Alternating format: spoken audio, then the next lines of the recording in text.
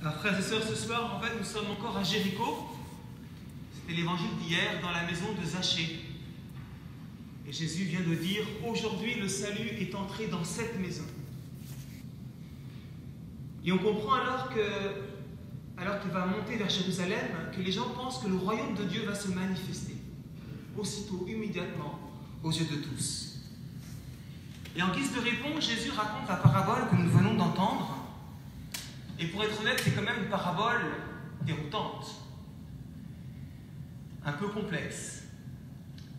Et on l'a bien vu en préparant cette messe avec le Don Bosco. On a bien ferraillé avec la parole de Dieu.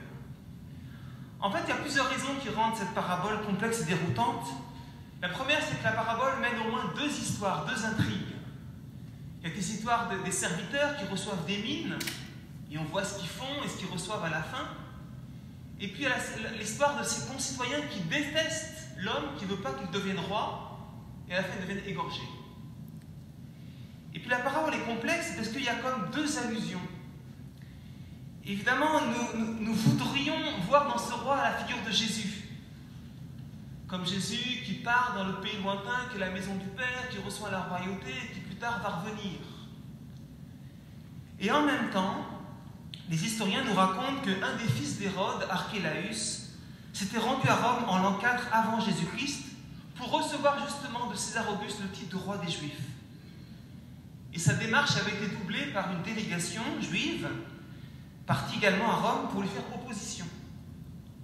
Or, c'était Archélaüs finit par faire exécuter les adversaires de son investiture. Il était bien connu de Jéricho, puisqu'il y avait là un grand palais qu'il avait fait construire. Et donc, à qui s'adresse la parabole? Aux ceux qui reçoivent une mine, ou à ceux qui détestent la venue de Dieu, la venue du Christ? Et au fond, de qui parle-t-elle? Elle parle du Christ ou elle parle des rois humains comme cet Archélaüs? Au fond, la parabole ne s'insère pas si facilement dans le contexte de l'Évangile. Vous voyez, les auditeurs de Jésus pensent au royaume de Dieu, et Jésus raconte quand même l'histoire d'un homme qui devient roi. Et puis, on dit que Jésus est proche de Jérusalem, mais dans l'histoire, l'homme part pour un pays lointain. Au fond, autour de Jésus, on est dans un climat d'imminence. On est tendu vers une imminence. Alors qu'une parabole, en fait, invite toujours à prendre distance. En réalité, la fonction d'une parabole n'est pas de délivrer un message codé. C'est important de bien comprendre cela. Une parabole n'a pas fonction de délivrer un message codé. Le premier but d'une parabole est de nous réveiller et de nous questionner. Nous disons chaque jour dans le Notre Père que ton règne vienne. Une belle prière. Seigneur, que ton règne vienne. Et ce soir, la parabole nous invite à nous interroger. Avons-nous conscience de ce que nous demandons? Et que désirons-nous exactement derrière ce mot « que ton règne vienne » ? Sommes-nous prêts à voir le royaume de Dieu se manifester à l'instant? Sommes-nous prêts? Et qu'arrivera-t-il de ceux qui ne souhaiteraient pas cette venue? Autant de questions que la parabole soulève, même si elle n'y apporte pas forcément des réponses claires et définitives. Mais surtout, la parabole nous prépare à lire la suite de l'Évangile. Et la suite, vous la savez, c'est la montée à Jérusalem et c'est la passion de Jésus. Et là, sur la croix, on va lire un écriteau. Jésus, roi des Juifs. Et là, au pied de la croix, vont passer des gens qui n'ont pas voulu qu'il règne et qui l'ont crucifié, et qui se moquent à présent de lui.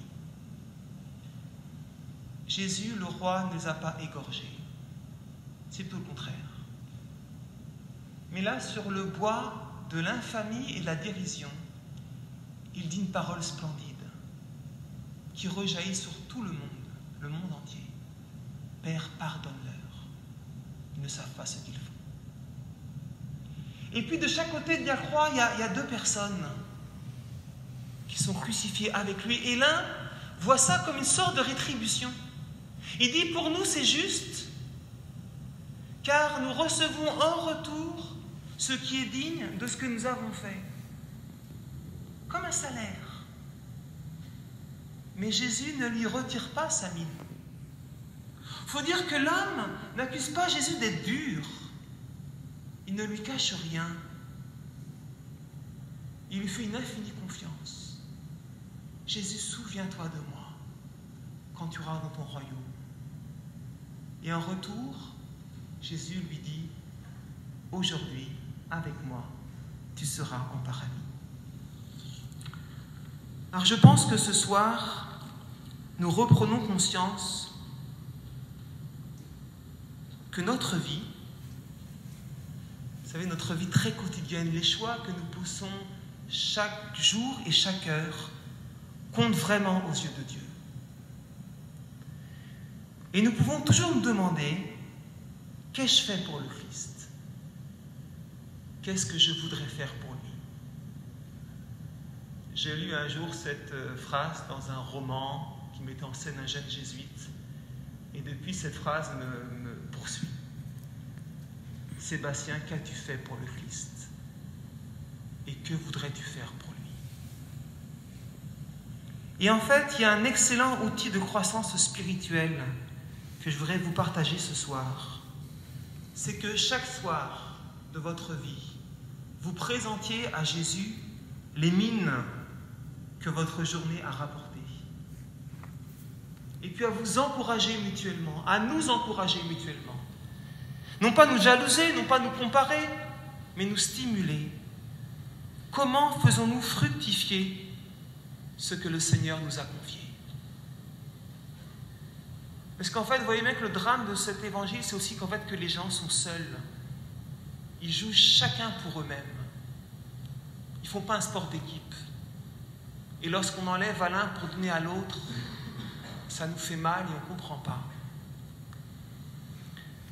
Et vous savez, tous les soirs où nous n'aurons rien à lui présenter, alors peut-être que nous accueillerons la miséricorde du fait que le royaume de Dieu n'est pas encore pour ce soir. C'est une miséricorde pour que nous ayons au moins un jour de plus pour nous y préparer. Mais en fait, je pense que le plus étonnant de la parabole, c'est la banque. Vous avez entendu qu'il y a une banque, hein? Tu aurais dû le mettre à la banque. Alors c'est quoi cette banque? Je pense que cette banque, c'est ce qu'on va appeler plus tard la communion des saints. Le fait qu'il y a chez les saints un surplus de charité dans lequel nous pouvons tous puiser pour le présenter au Seigneur. Ainsi, même sans prier, le jour catastrophique où nous n'avons pas prié, nous pouvons nous unir à la prière des contemplatifs. Sans agir, le jour catastrophique, nous n'avons rien fait. Nous pouvons nous unir à la charité des serviteurs des pauvres. Avec un cœur tiède, laisser le feu des missionnaires nous embraser. Et avec un cœur faible, avoir part au courage des martyrs. C'est la banque du ciel, la communion des saints, la banque de l'Église. Alors ce soir, je vous invite à ouvrir une banque ensemble. On va ouvrir un compte. Et on va y puiser tous tout notre effort, tout notre désir de faire quelque chose pour le Christ. Et on ne va pas jouer chacun pour soi. On va se le partager. Et on va nous stimuler, se stimuler les uns les autres. Finalement, il y a une seule question qui demeure pour rentrer dans cette banque, pour y avoir un compte. Est-ce que j'ai le désir que le Seigneur établisse son règne en moi et sur le monde? Mais le règne en moi, il n'y a que moi qui peux y répondre. Chacun d'eux. Ai-je le désir, c'est une grande question, que le Seigneur règne sur moi? Est-ce que j'accepte qu'ils viennent me convertir? Est-ce que j'accepte qu'ils viennent toucher ce point de mon passé, ce point de mon présent et même mon avenir que je voudrais juste garder pour moi? Est-ce que j'accepte que le Seigneur règne, qu'il m'invite à me convertir? Ou bien ai-je enfoui une fois pour toutes mon baptême dans un linge au fond d'un tiroir? Mais non, c'est possible de dire oui Seigneur, que ton règne vienne, et de le dire ensemble. Alors c'est vrai, la vie est un combat. Alors les amis, combattons ensemble. Et comme le dira une conférence ce soir, s'il s'agit d'un djihad, que ce soit le djihad de l'amour. Amen.